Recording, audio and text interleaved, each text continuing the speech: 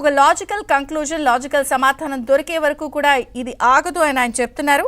మొత్తానికైతే సైనిక స్థావరాల భద్రతపై కూడా ఎక్కడికక్కడ చర్యలు తీసుకుంటున్నారు భారత ప్రభుత్వం. ఈ నేపథ్యంలో ఇటు భారత్ పాక్ మధ్య కూడా జరుగుతున్నటువంటి పరిస్థితులపై అమెరికా అధ్యక్షుడు ట్రంప్ కూడా కొంత అలర్ట్ అయ్యారు. వారికి సంబంధించిన వాళ్ళందరినీ కూడా తిరిగి వెనక్కి వచ్చేయమన్నారు. పాక్కి చెందిన 10 నుంచి 12 నౌకలు ఇప్పటికే ధ్వంసమైన నేపథ్యంలో వారితో మాట్లాడదాం. శ్రీనివాస్ గారు, గుడ్ మార్నింగ్ సార్. సో గోడ దెబ్బ, చెంప దెబ్బ అంటారు. ఎడాపెడా ఈ చెంప పగిలితే ఆ చెంప పగులుతుంది, గోడకేసి కొడితే ఇటు వస్తున్నారు, అటు వెళ్తున్నారు. నిజంగా పాక్ ప్రారంభించింది, భారత్ ముగిస్తుంది అనుకోవచ్చా? జరుగుతున్న అన్ని పరిణామాలపై ఎలా అనుకోవాలి మీరు? ఖచ్చితంగా అండి. ఇప్పుడు పాకిస్తాన్ మొదలుపెట్టింది ఫస్ట్ నిన్న సాయంత్రం జమ్మూ, పఠాన్కోట్ అలాగే శ్రీనగర్ ప్రాంతాలపై చేసినటువంటి ఆ డ్రోన్ అటాక్ ఏదైతే ఉందో దానికి జవాబుగా నిన్న రాత్రి మొత్తం దివాళీ చేసుకోవాల్సి వచ్చిందండి. పాకిస్తాన్ కి ఆ ఎక్స్పీరియన్స్ ఇచ్చాం, దివాళీ ఎక్స్పీరియన్స్ ఇచ్చామండి. అయితే మనం ఆశ్చర్యపోయేటువంటి విషయం, అందరూ ఆశ్చర్యపోయేటువంటి విషయం ఏంటి అంటే, ఈ రోజు సాయంత్రం మళ్ళీ నిన్న చేసినటువంటి దాడుల కన్నా ఎక్కువ పాకిస్తాన్ ప్రయత్నిస్తుంది.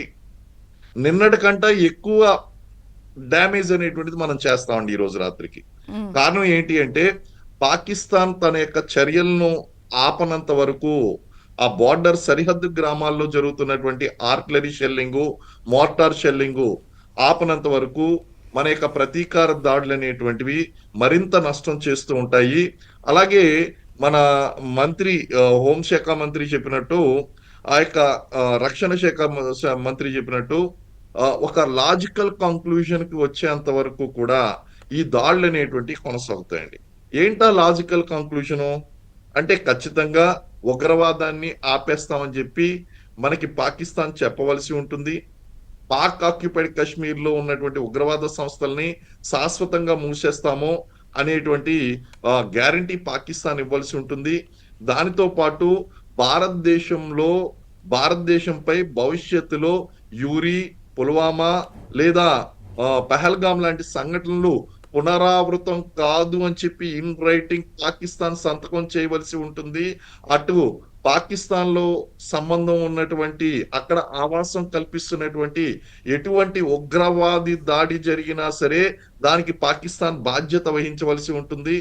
అలాగే పాక్ ఆక్యుపైడ్ కాశ్మీర్ విషయంలో కూడా ఒక లాజికల్ కంక్లూషన్ కి రావాల్సి ఉంటుంది. ఇవన్నీ కూడా మనం చూసుకుంటే తప్ప ప్రస్తుతం ఉన్నటువంటి సందిగ్ధత ఏదైతే ఉందో అది ఆగేటువంటి అవకాశం లేదండి. కారణం ఏంటి అంటే, వీళ్ళ యొక్క ఆలోచన ఎలా ఉంది అంటే, మనమేమో ఉగ్రవాదం వైపు పోరాటం చేస్తూ ఉంటే వాళ్ళు భారతదేశం మీద పోరాటం చేస్తున్నారు.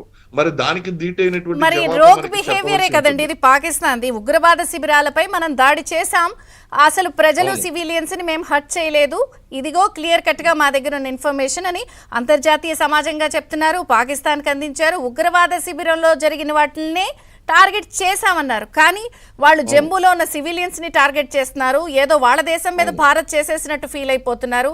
మమ్మల్ని ఇలా చేశారని వాళ్ళు ఇంకా ప్రొట్రే చేసి ఒక రోగ్ గేమ్ ఆడుతున్నారు. అసలు వాళ్ళకి అంత్యక్రియలు పార్టిసిపేషన్ లో వీళ్ళు పార్టిసిపేట్ చేశారు, అవి క్లియర్ గా ప్రజల ముందు ఉంచారు. అంటే ఎట్లా చూడాలి ఇంత వరస్ట్ బిహేవియర్ ని? పాకిస్తాన్ అనేటువంటిది మతోన్మాదంతో కొట్టుకుంటున్నదండి. ఇప్పుడు ఉగ్రవాదులకి, ఇటు ఆర్మీకి, పాలకులకి మధ్య ఉన్నటువంటి కామన్ కనెక్షన్ ఏంటి అంటే రిలీజియన్. సరే, రిలీజియన్ అనేటువంటిది ఉండొచ్చు, తప్పలేదు. ఎవరైనా సరే రోజుకి 5 సార్లు మనం నమాజ్ చేసుకోవచ్చు, అలాగే మందిరికి వెళ్ళి ప్రార్థనలు జరుపుకోవచ్చు, గురుద్వారాకి వెళ్ళి మనం ప్రార్థనలు చేయొచ్చు, అన్ని బాగానే ఉన్నాయి. కానీ మతోన్మాదం అనేటువంటిది ఎప్పుడైతే తలకెక్కిందో, అది దశకి 3వ దశకి చేరుకుంటుందో దాన్ని కంట్రోల్ చేయడం ఎవరి వల్ల కాదు. ఇప్పుడు అదే మతతత్వ దశలో మత పిచ్చితో కొట్టుమిట్టాడుతున్నటువంటి పాకిస్తాన్ కి అది ఏం చేస్తుందో దానికి అర్థం కావట్లేదు. ప్రతిదీ కూడా మతంతో జోడిస్తుంది. అంటే అల్లాను నమ్మనటువంటి వాళ్ళని, అలాగే ఇస్లాం మతాన్ని నమ్మనటువంటి వారిని కాఫిర్లు అని చెప్తున్నారు. కాఫిర్లు చంపడం వాళ్ళ దేశభక్తిగా చెప్తున్నారు. అంటే ఒక రకంగా చెప్పాలంటే ఇండైరెక్ట్ గా పాకిస్తానీ ఆర్మీ, ఉగ్రవాద సంస్థలు వేరు కాదు, కాదు, మేము ఒక్కటే అనేటువంటి మెసేజ్ ప్రపంచ దేశాలకు ఇవ్వడానికి వాళ్ళు ప్రయత్నిస్తుంటో అదే ఇప్పుడు వాళ్ళ పాలిట శాపంగా మారిందండి. కారణం ఏంటి అంటే పాకిస్తాన్ ఏం చేసింది అంటే ఒక గ్రెనేడ్ తీసుకుని దాని పిన్ ఓపెన్ చేసి అది కింద పెట్టుకుని దాని మీద కూర్చుందండి. అది దానికి అర్థం కావడం లేదు. అది పేలుతున్నా సరే దాని ఎఫెక్ట్ అనేటువంటిది అక్కడ వాళ్ళ ప్రజలను ఒక రక్షణ కవచాలుగా వాడుకుంటున్నారు. ఎందుకు పని చేయనటువంటి వాళ్ళని ఒక వ్యర్థమైనటువంటి అదే వనరుగా వాళ్ళు అదే నేను ఇప్పుడు ఉపయోగిస్తున్నారు.